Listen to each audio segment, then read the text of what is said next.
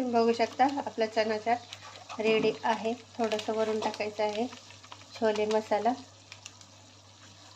आणि याला छान असं परतून घ्यायचं आहे। आता आपण करू याची प्लेटिंग। तुम्ही बघू शकता छान असं आपलं चना चाट हे प्लेटिंगमध्ये काढलेलं आहे। सोबत टाकायचं आहे कांदा आणि ही कोथिंबीर।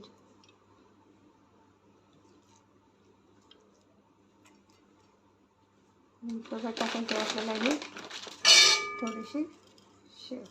तुम्हाला अशा पद्धतीने माझा चना चाट मसाला कसा वाटला नक्की मला कमेंट करून सांगा। शेअर करा, सबस्क्राईब करा, शिल्पास किचनला लाईक करा।